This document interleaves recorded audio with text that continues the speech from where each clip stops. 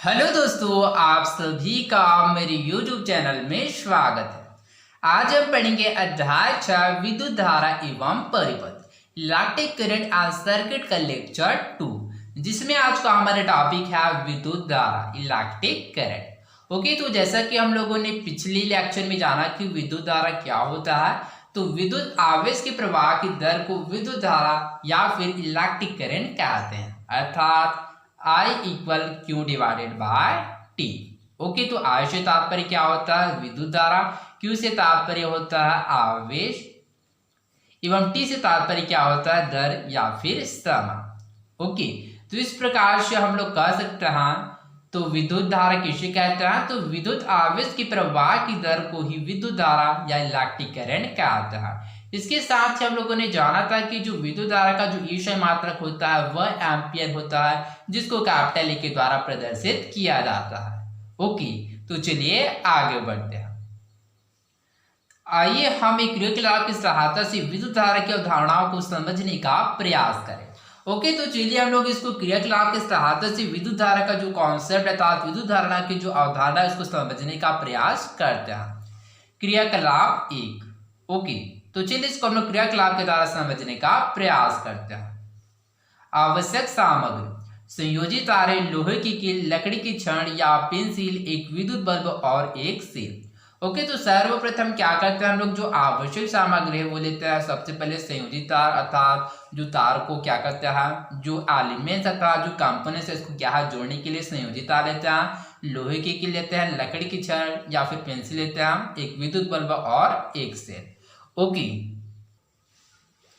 स्थिति 1, चित्र 1A के अनुसार एक विद्युत परिपथ बना।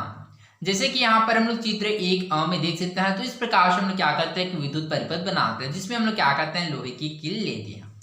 इसमें संयोजित तारों की मदद से एक सेल को एक कील व एक बल्ब के साथ जोड़कर परिपथ पूर्ण करें। जैसे कि यहाँ पर हम लोग देख सकते हैं, इसको क्या करते हैं हम लोग, संयोजित तार की मदद से क्या करते हैं हम लोग, एक सेल व एक कील साथ ही क्या करते हैं, बैटरी के द्वारा क्या करते हैं हम लोग परिपथ को पूर्ण करते हैं। परिपथ पूरा होने पर बल्ब का अवलोकन करें। ओके, तो परिपथ पूर्ण होने के पश्चात क्या करते हैं हम लोग, इस जो परिपथ था इसका अवलोकन करते हैं।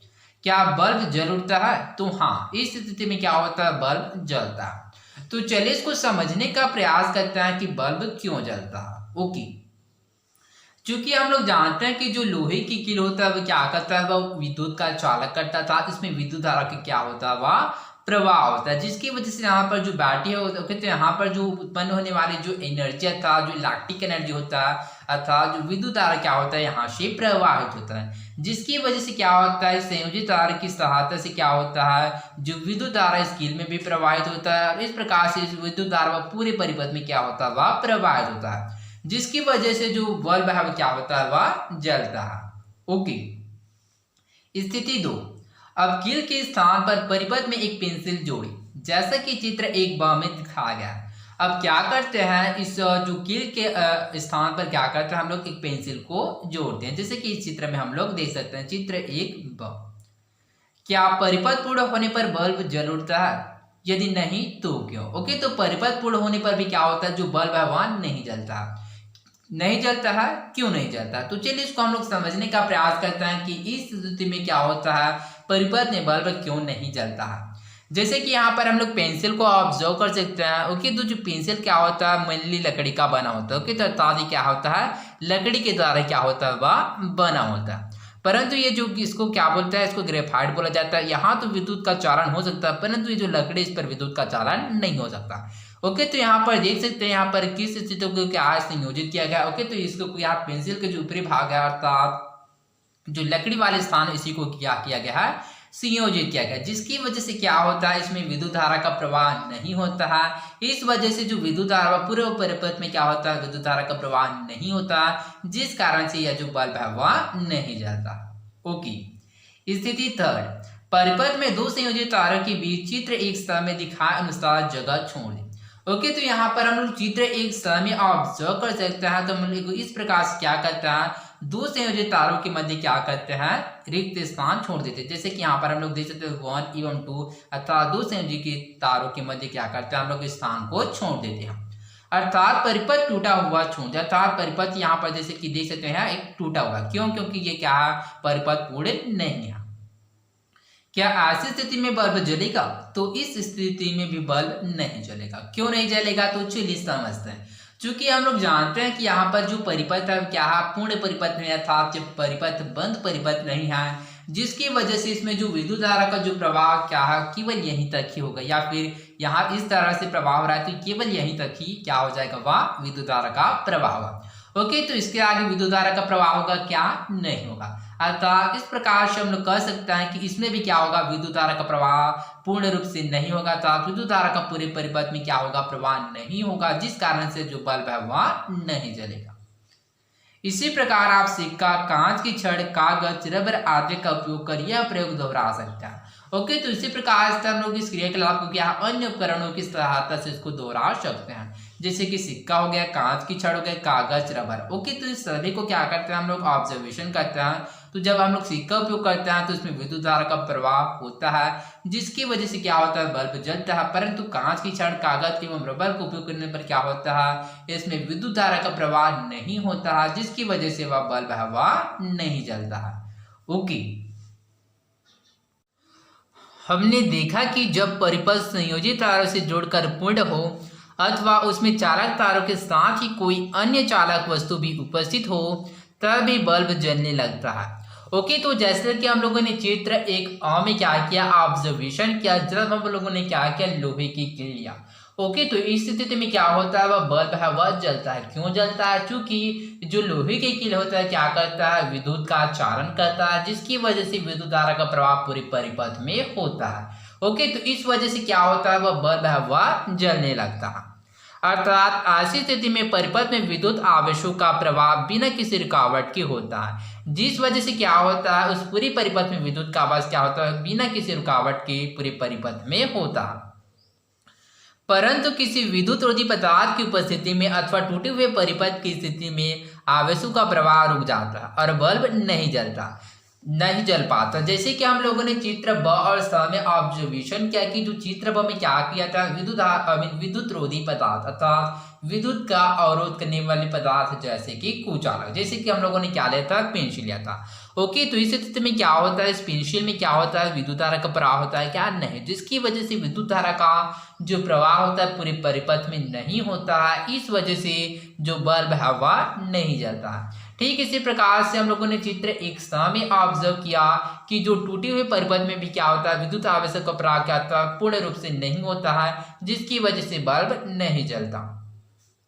ऊपर दिए गए प्रयोग में आपके द्वारा ली गई वस्तुओं को चालक व विद्युत रोधी की श्रेणी में बांटे। ओके, तो उसको हम लोगों ने ली गई जो पदार्थ है, जैसे कि सिक्का हो गया, कांच की छड़ हो गया, ठीक इसी प्रकार से क्या हो गया, कागज हो गया, रबर, इसको हम लोग चालक एवं विद्युत रोधी अर्थात कुचालक की श्रेणी में बांटते हैं। तो चालक कौन होगा, सिक्का, क्योंकि उसमें विद्युत धारा का प्रवाह होता है। कुचालक कौन होगा, तो वो होगा कांच की छड़। इसी प्रकार से रबर एवं और क्या होगा, कागज। तो इस तरह भी क्या होगा, वह कुचालक या फिर विद्युत रोधी होगा।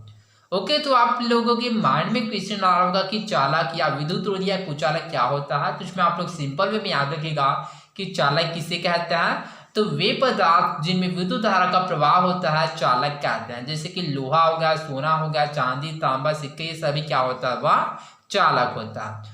विद्युत रोधी या कुचालक किसे कहते हैं, तो इसमें आप लोग याद रखिएगा, वे पदार्थ जिनमें विद्युत धारा का प्रवाह नहीं होता है उसे कुचालक या फिर विद्युत रोधी कहते हैं। एग्जाम्पल के लिए लकड़ी हो गया, प्लास्टिक हो गया, रबर हो गया, फाइबर हो गया, कागज हो गया, कांच हो गया, कांच की छड़ हो गया और बहुत सारे कंपोनेंट्स। ओके, तो इसमें आप लोग कंफ्यूज मत होइएगा कि जो विद्युत रोधी या फिर कुचालक अलग अलग होता है। जो विद्युत रोधी होता है उसी को ही क्या कहता है, कुचालक भी कहते हैं। ओके, हम कह सकते हैं कि चालक वे पदार्थ होते हैं जिनमें से विद्युत धारा का प्रवाह हो पाता है, जबकि विद्युत रोधी अर्थात कुचालक वे पदार्थ है जो विद्युत धारा का प्रवाह नहीं होने देते हैं। तो इस प्रकार से हम लोग कह सकते हैं कि चालक वे पदार्थ होते हैं जिनमें विद्युत धारा का प्रवाह होता है, परंतु जो कुचालक होता है उसमें विद्युत धारा का प्रवाह नहीं होता है। ध्यान रहे कि दरअसल प्रवाह विद्युत धारा का नहीं बल्कि विद्युत आवेश का होता है, जिस कारण विद्युत की धारा उत्पन्न होती है। ओके, तो जैसे कि जो क्या होता है, दरअसल क्या होता है, जो किसी भी जो क्या होता है कंपोनेंट में तथा विद्युत परिपथ में क्या होता है, विद्युत धारा का प्रवाह नहीं होता। तो किसका प्रवाह होता है, तो विद्युत आवेशों का प्रवाह होता है। अर्थात धन आवेश एवं क्या होता है, ऋण आवेश जो आवेश होता है, इसी का क्या होता है, विद्युत परिपथ में प्रवाह होता है, जिसकी वजह से विद्युत की जो धारा होता है वह उत्पन्न होता है। जैसे कि यहाँ पर हम लोग इसमें देख सकते हैं, जैसे कि इस वार है, ओके। तो जब इसमें क्या करता है, जब इसको स्विच या फिर प्लग इन करता है, तो इस स्थिति में क्या होता है, इसमें विद्युत की धारा अर्थात सबसे पहले विद्युत की आवाज प्रवाह होता है, अर्थात इसमें धन आवेश एवं ऋण आवेश क्या होता है, प्रवाह होता है, जिसकी वजह से विद्युत की धारा क्या होता है, उत्पन्न होता है। जैसे कि हम लोगों ने एग्जाम्पल में लिया था, जैसे कि पानी हो गया। तो पानी में क्या होता है, जो पानी के जो कण होता है, जैसे कि उसमें H+ एवं OH- क्या होता है, वह उपस्थित होता है, ओके। जब उसी की प्रवाह होता है तो उसी को क्या बोलते हैं हम लोग, जल की धारा या फिर जल धारा कहते हैं। ठीक इसी प्रकार से यहाँ पर बताया गया है कि जो विद्युत धारा में क्या होता है, विद्युत आवेशों का प्रवाह होता है, जिसको विद्युत धारा कहा जाए, ओके, जिस कारण से विद्युत की धारा उत्पन्न होते हैं। परंतु सरलता के लिए हम विद्युत धारा का प्रवाह भी कहते हैं, ओके। तो परंतु इसको हम लोग सरलता के लिए क्या विद्युत के धारा का प्रवाह भी कहते हैं। या उसी प्रकार है जिस प्रकार जल की बहाव के कारण जल धारा उत्पन्न होती है, ओके। तो ठीक इसी प्रकार से जिस प्रकार से जल की क्या होता है, प्रवाह या फिर बहाव के कारण जल की धारा उत्पन्न होता है, ठीक इसी प्रकार से विद्युत आवेशों के प्रवाह से क्या होता है, विद्युत की धारा उत्पन्न होता है।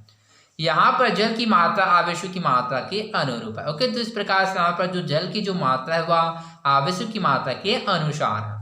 इस पाठ में विद्युत की कुछ अवधारणा को समझने के लिए इसी समरूपी परिस्थिति का उपयोग करेंगे। ध्यान रहे कि जिस प्रकार पानी या किसी पदार्थ की कण होता है, उस तरह बिजली की कण नहीं होता है, क्योंकि बिजली या विद्युत कोई पदार्थ नहीं है, ओके। तो जिस प्रकार से पानी या फिर कोई भी पदार्थ का जो पार्टिकल्स अर्थात कण होता है, परंतु बिजली के कोई भी कण नहीं होता है। क्यों नहीं होता है, क्योंकि जो बिजली होता है या फिर विद्युत है वह कोई पदार्थ नहीं होता। इसलिए जिस प्रकार पानी की कटे हुए पाइप से पानी प्रवाह बाधित होता है, कटे हुए तार में से विद्युत धारा का बहाव नहीं दिखता, बल्कि बहाव रुक जाता है, ओके। तो ठीक इसी प्रकार से जैसे कि क्या होता है, पानी के कटे हुए पाइप से क्या होता है, पानी का प्रवाह क्या होता है, वह बाधित होता है, अर्थात पानी है वो क्या होता है, आगे नहीं बढ़ पाता। जैसे कि इसको एग्जाम्पल की तरह समझे, तो जैसे कि यहाँ पर क्या है, एक पाइप है जिसमें पानी का क्या हो रहा है, प्रवाह हो रहा है। मान लीजिए यहाँ से हम लोग क्या करते हैं, ओके। तो चलिए आगे तक है, तो यहाँ से हम लोग क्या करते हैं, पाइप को कट कर देते हैं। तो इस स्थिति में जो पानी का जो प्रवाह अगले साइड के पाइप के द्वारा होगा क्या, नहीं होगा। ठीक इसी प्रकार से यहाँ पर बताया जा रहा है कि यदि हम लोग तार को क्या है यहाँ से कट कर देंगे, तो इस स्थिति में क्या होगा, आगे और क्या होगा, विद्युत धारा का प्रवाह हो पाएगा क्या, नहीं। तो विद्युत धारा का प्रवाह केवल यहीं तक ही सीमित हो जाएगा, ओके। तो इस प्रकार से कटे हुए तार में से विद्युत का बहाव नहीं दिखता, बल्कि बहाव रुक जाता है, ओके। तो उसका प्रवाह तो नहीं दिखता, परंतु उसका विद्युत धारा का जो बहाव है वह रुक जाता है।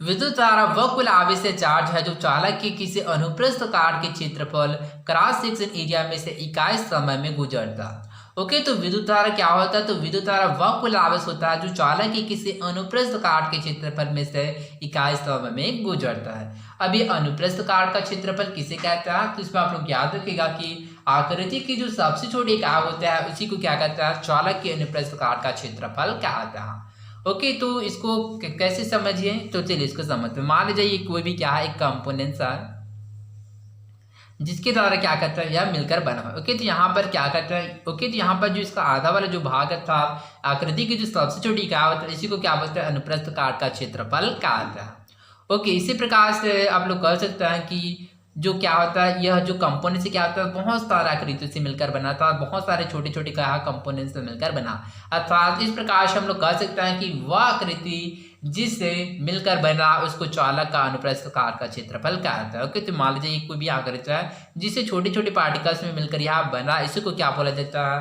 किसी चालक के अनुप्रस्थ काट का क्षेत्रफल कहते हैं। आवेश का मात्रक कूलाम है, ओके। इसके साथ आप लोग याद रखिएगा कि जो आवेश का जो मात्रक क्या होता है, तो वह कूलाम है। यदि क्यों कूलाम आवेश किसी चालक से t सेकंड में प्रवाहित होता है, तो उस चालक में प्रवाहित होने वाले विद्युत धारा का मान होगा विद्युत धारा I = Q / T, समीकरण नंबर 1, ओके। तो I क्या है, I विद्युत धारा, क्यों आवेश है, और T क्या है, समय या फिर दर, ओके। फ्रांसीसी वैज्ञानिक सर आंद्रे मेरी एम्पियर 1775 to 1836 को फादर ऑफ इलेक्ट्रोडायनेमिक्स के नाम से जाना जाता है। इन्हीं के नाम पर एम्पियर मात्रा का नाम पड़ा। ओके, तो इसको आप लोग याद रखिएगा कि जो फ्रांसीसी वैज्ञानिक सर ऑन्द्रे मेरी एम्पियर को फादर ऑफ इलेक्ट्रोडायनेमिक्स के नाम से जाना जाता है और इन्हीं के नाम पर एम्पियर मात्रा के नाम पड़ा। ओके, तो एम्पियर मात्रा का नाम किसके नाम पर पड़ा, तो इसमें आप लोग याद रखिएगा फ्रांसीसी वैज्ञानिक सर ऑन्द्रे मेरी एम्पियर के नाम पर एम्पियर का मात्रा का नाम पड़ा। ओके, तो इसको आप लोग आसानी से याद रख सकते हैं जैसे कि इसके नाम में ही एम्पियर है, सर ऑन्द्रे मेरी एम्पियर। ओके, तो इस प्रकार से इन्होंने क्या है, इसके नाम पर एम्पियर मात्रा का नाम पड़ा। विद्युत धारा का विषय मात्रक एम्पियर होता है जिसे कैपिटल ए के द्वारा प्रदर्शित करते हैं। यह एक अदिश राशि है। ओके, तो विद्युत राशि क्या विद्युत धारा क्या होता है, विद्युत धारा एक अदिश राशि है। तो अदिश राशि क्या होता है, तो जैसा कि इसके नाम से स्पष्ट है, ऐसा राशि जिसका कोई दिशा नहीं होता है परंतु इसका परिमाण होता है, उसको अदिश राशि कहता है। तो अदिश राशि से तात्पर्य क्या होता है कि जो किसी भी जो प्रवाह होता है वह क्या है, किसी साइड हो सकता है। जैसे कि हम लोग एग्जांपल के लिए जैसे कि तार। ओके, तो जैसे कि तार क्या केवल पूर्व या फिर पश्चिम या फिर उत्तर या फिर दक्षिण चारों दिशा में ही हो सकता है क्या, नहीं। ओके, तो इसके भी अलावा क्या है, जितने भी दिशा होता है, जो 10 दिशा होता है तार, जो चारों ओर क्या होता है, जो साइड होता है, जैसे कि यहाँ पर हम लोग ऑब्जर्वेशन कर सकते हैं कि क्या है 1 2 3 4। ओके, तो क्या तार का जो प्रवाह केवल चारों दिशा में होगा क्या, नहीं। ओके, तो ईश्वर भी हो सकता है, ईश्वर भी हो सकता है, तार भी हो सकता है। इस प्रकार से हम लोग कह सकते हैं कि जो तार का क्या होता है, कोई दिशा विद्युत धारा का दिशा होता है क्या, नहीं, जिसकी वजह से इसको अदिश राशि कहा जाता है। ओके, तो इसी प्रकार से अदिश राशि कौन होता है, जैसे कि द्रव्यमान हो गया, आयतन हो गया, घनत्व हो गया, समय हो गया, तापमान हो गया, विद्युत धारा, ये सभी क्या होता है, अदिश राशि होता है। ओके, तो समय इसमें अदिश राशि क्यों होता है, मान लीजिए अभी क्या है 9 बजा। ओके, तो कंसिडर करते हैं अभी 9 बजा। ओके, तो अभी यहाँ पर 9 बजा है, तो क्या आपके सिटी या फिर भारत की कोई भी जगह में क्या वहां पर भी वहां 9 नहीं बजे होगा, अर्थात 9:10 हो रहा होगा क्या, नहीं। ओके, तो इसका टाइम क्या होगा, वह एग्जैक्ट होगा, अर्थात अभी यहाँ पर 9 बजे तो वहां पर भी 9 बजेगा। अर्थात इस प्रकार से इसका क्या होता है, दिशा, अर्थात इसका भी समय में क्या होता है, परिवर्तन नहीं होता है। ओके, तो कोई भी जो वैल्यू होगा वह एग्जैक्ट होगा सभी जगह, तो इस वजह से इसको क्या कहते हैं, अदिश राशि कहते हैं। ओके, समीकरण 1 के अनुसार हम कह सकते हैं कि जब एक चालक के अनुप्रस्थ काट में से 1 सेकंड में 1 कूलम्ब आवेश प्रवाहित होता है तब उस चालक में से प्रवाहित विद्युत धारा की मात्रा 1 एम्पियर कहलाता है। तो 1 एम्पियर क्या कहते हैं, तो इसमें आप लोग याद रखिएगा कि जब एक चालक के अनुप्रस्थ काट में से 1 सेकंड में 1 कूलम्ब आवेश प्रवाहित होता है तब उस चालक में से प्रवाहित विद्युत धारा की मात्रा 1 एम्पियर कहलाता है। तो 1 एम्पियर इक्वल होता है 1 कूलम्ब डिवाइडेड बाय 1 सेकेंड। कभी कभी एक छोटी इकाई मिली एम्पियर ए में अथवा माइक्रो एम्पियर न्यू ए का भी उपयोग किया जाता है। ओके, तो इसमें आप लोग याद रखिएगा कि कभी कभी क्या है, जो इसका 1 एम्पियर के अलावा क्या होता है, अन्य इकाई जैसे कि मिली एम्पियर ए में अथवा माइक्रो एम्पियर का भी उपयोग किया जाता है।